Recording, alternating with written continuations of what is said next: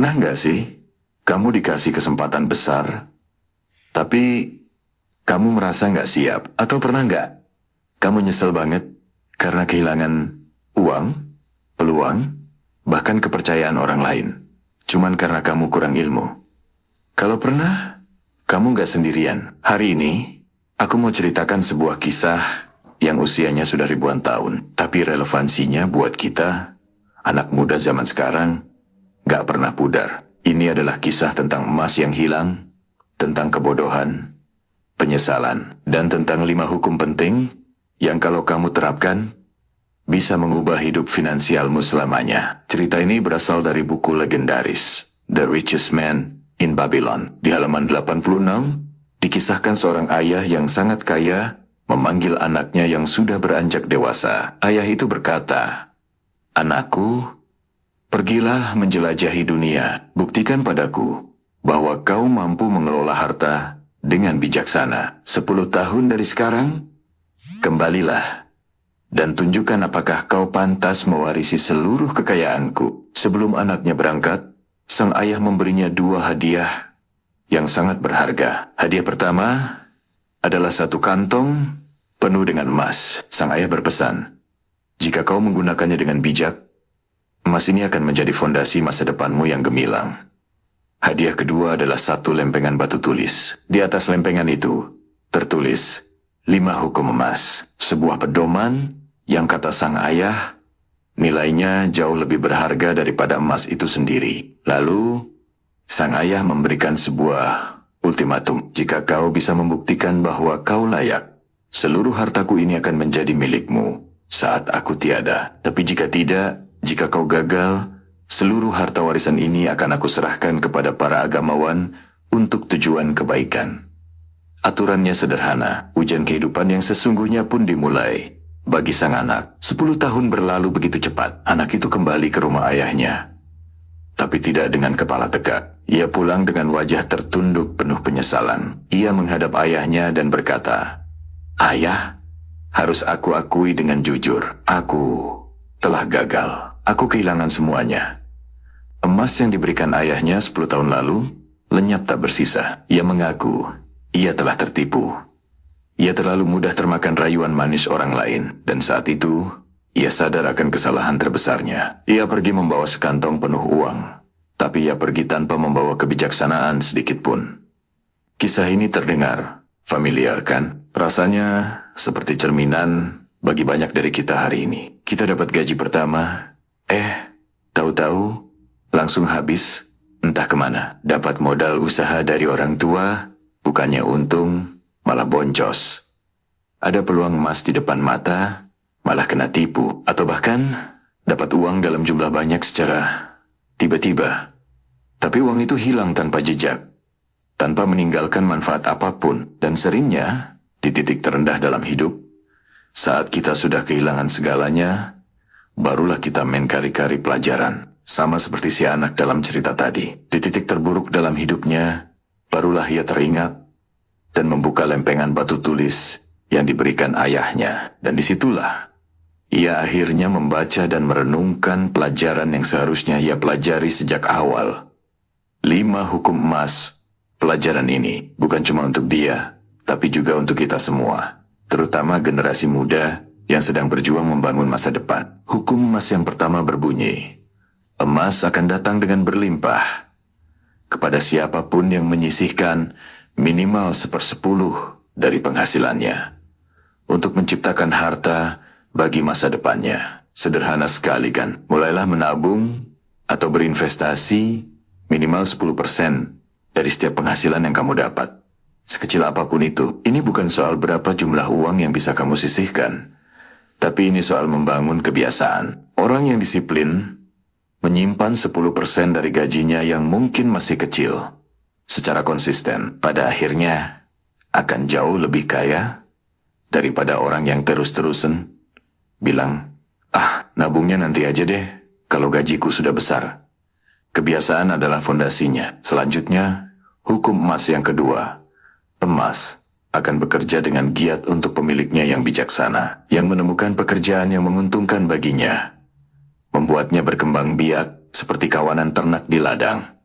Artinya, uang yang kamu simpan itu harus bekerja untukmu. Jangan biarkan dia cuma numpuk di dompet, di rekening, atau di e-wallet. Jangan cuma jadi angka saldo yang kamu liatin dan banggakan setiap hari. Kamu harus menempatkan uang itu di tempat yang bisa membuatnya tumbuh dan berkembang. Bisa di deposito, reksadana, saham, atau mungkin kamu investasikan untuk memulai bisnis kecil-kecilan. Atau bahkan kamu investasikan ke dirimu sendiri dengan ikut kursus atau pelatihan untuk meningkatkan keterampilanmu, yang pada akhirnya akan meningkatkan nilai jualmu di dunia kerja. Ingat, uang itu ibarat ternak. Kalau kamu urus dan kelola dengan baik, ia akan berkembang biak. Tapi kalau kamu diamkan saja, ia akan diam di tempat. Atau bahkan nilainya tergerus inflasi. Lanjut ke hukum emas yang ketiga. Emas akan berada di bawah perlindungan pemilik yang berhati-hati, yang menginvestasikannya di bawah nasihat orang-orang yang ahli dalam pengelolaannya. Hukum ini rasanya seperti tamparan keras buat kita semua yang sering merasa sok tahu. Sebelum kamu menaruh uangmu di suatu tempat, lakukan 3 hal ini. Tanya pada orang yang lebih mengerti, belajar dulu ilmunya.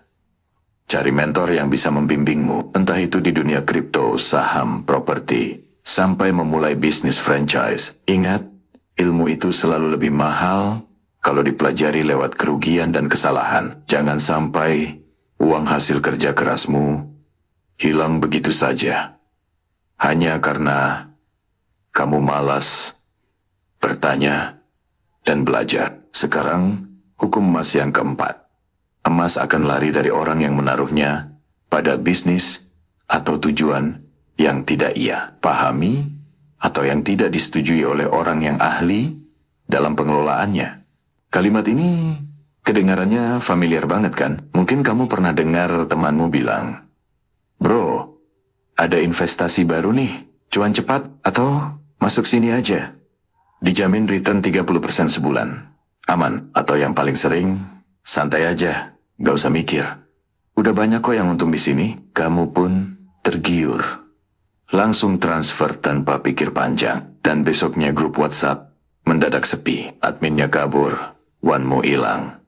Investasi jadi buntung. Pesan moralnya sangat jelas. Kalau kamu tidak paham cara kerjanya, kalau kamu tidak mengerti risikonya, jangan pernah taruh uangmu di situ. Sesimpel itu. Terakhir, hukum emas yang kelima. Emas akan lari dari orang yang memaksanya untuk menghasilkan keuntungan yang mustahil, atau yang mengikuti bujukan para penipu dan perayu, atau yang mengandalkannya pada pengalaman dan hasrat romantisnya sendiri dalam berinvestasi. Artinya begini, kalau sesuatu terdengar terlalu bagus untuk menjadi kenyataan, kemungkinan besar itu memang tidak nyata. Penipu itu selalu bermain di hasrat terbesar manusia.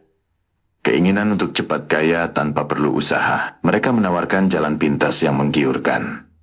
Padahal, jalan itu menuju jurang kerugian. 5 hukum emas ini mengingatkan kita semua bahwa bukan kecepatan yang membuatmu kaya, tapi kebijaksanaan finansial yang dibangun secara perlahan dan konsisten. Lalu, bagaimana akhir dari perjalanan sang anak? Pada akhirnya, setelah menceritakan semua kegagalannya, anak itu berkata kepada ayahnya, "Ayah, andai saja aku mencari kebijaksanaan terlebih dahulu sebelum aku mengejar emas, aku pasti tidak akan kehilangan semuanya seperti ini." Ia pulang ke rumah tanpa membawa harta. Ia gagal dalam ujian dan tidak akan menerima warisan. Tapi, ia pulang dengan membawa satu hal yang jauh lebih penting dari itu semua. Ilmu dan kebijaksanaan yang bisa menyelamatkan sisa hidupnya. Dan itulah inti dari cerita ini. Uang bisa habis, peluang bisa hilang, jabatan bisa lenyap. Tapi kebijaksanaan finansial adalah aset yang akan membuat uang datang kembali kepadamu. Lahi, kalau kamu nonton video ini sampai di titik ini, itu artinya kamu serius ingin memperbaiki hidup finansialmu dan gak mau mengulangi kesalahan yang sama. Sekarang, aku mau tanya sama kamu. dari kelima hukum emas tadi, hukum nomor berapa yang paling kena dan paling menampar kamu? Coba tulis jawabanmu di kolom komentar di bawah. Dan kalau kamu pengen belajar lebih banyak tentang keuangan dengan cara yang sederhana dan relate dengan kehidupan kita sehari-hari, jangan lupa klik tombol like, subscribe channel ini, dan nyalakan lonceng notifikasinya, biar kamu nggak ketinggalan video-video berikutnya. Terima kasih sudah menonton. Sampai jumpa di video selanjutnya.